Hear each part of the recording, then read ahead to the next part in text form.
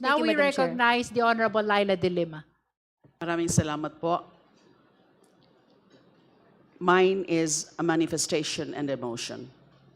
Gusto ko pong ulitin at panindigan yung aking naging posisyon last hearing nung tinalakay po natin yung laying on the table ng issue na to para na bubuksan ba o hindi yung BIR box at i-examine yung mga tax records. Presumably yung laman yan ay yung mga BIR tax records na kasama po sa subpoena.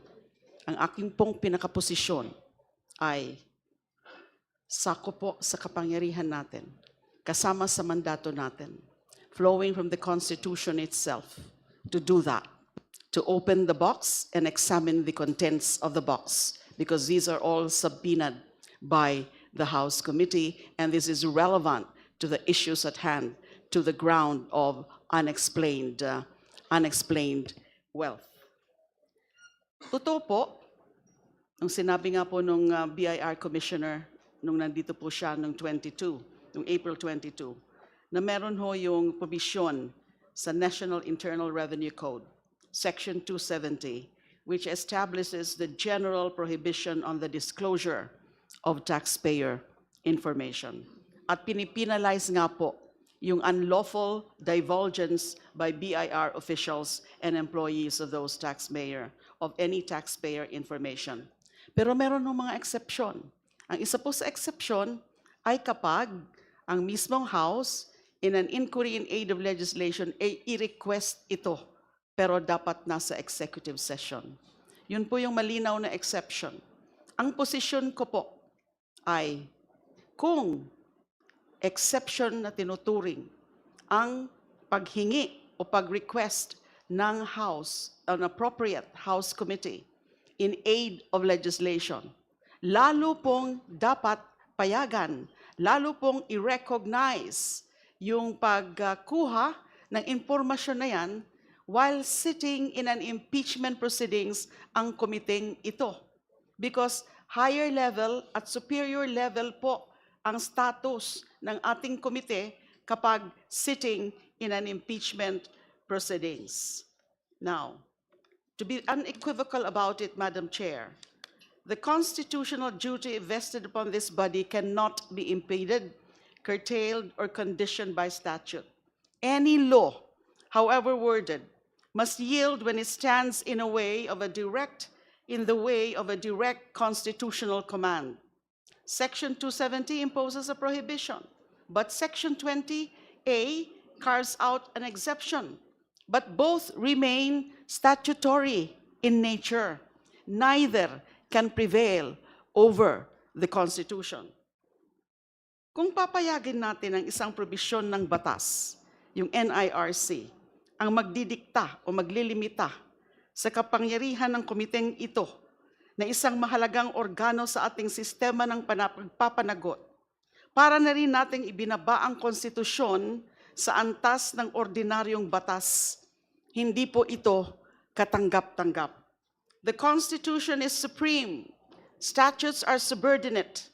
Administrative interpretations, just like what was shared to us or shared with us by the Commissioner of the BIR, are even more so subordinate to the Constitution.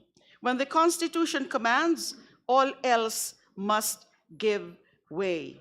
We are convened as the House Justice Committee, acting not in our ordinary capacity to legislate, but in the exercise of one of the most solemn powers entrusted to this body, the power of impeachment.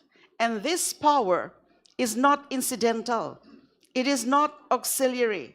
It is a direct constitutional mandate designed as a check against grave abuse, betrayal of public trust, and wrongdoing by the highest officials of the land. In this context, I respectfully submit that the refusal to open and examine the income tax returns in question on the basis of statutory confidentiality under the National Internal Revenue Code is a misapprehension of the constitutional order. Let us be clear, uulitin ko lang po, impeachment is not a mere legislative inquiry. It is a distinct constitutional process. To allow a provision of the tax code to override the constitutional power of impeachment is to invert the hierarchy of laws. It would mean that a legislative enactment intended for general administration could defeat a specific constitutional mechanism designed to ensure accountability at the highest levels of government. That cannot be the law. Pwede pong sabihin ng iba, those espousing a different view, na anyway, meron na po tayong probable cause doon sa mga nakita na natin at narinig na natin ng mga ebidensya. So wag na lang natin itong buksan dito sa puntong ito at hayaan na lang natin na ang Senado ang magbukas nito. Hindi ko po tanggap ang dahilan na yan. Kasi with more reason na since we are talking here about establishing probable cause, determined probable cause, lahat ng mga pwedeng ipasok na natin para mas klaro ang usapin ng probable cause, dapat po ibigay na o makita na natin. Dapat ho, makita na natin ang laman ng box na yan. Hindi ho natin pwedeng ipadala lang sa Senado na hindi natin alam. Kasi later, tayo rin po ang prosecutors. It's the House acting through a panel of prosecutors ang titingin nito at magprepresenta nito before the Senate. Now, dapat makita na po sa puntong ito natin.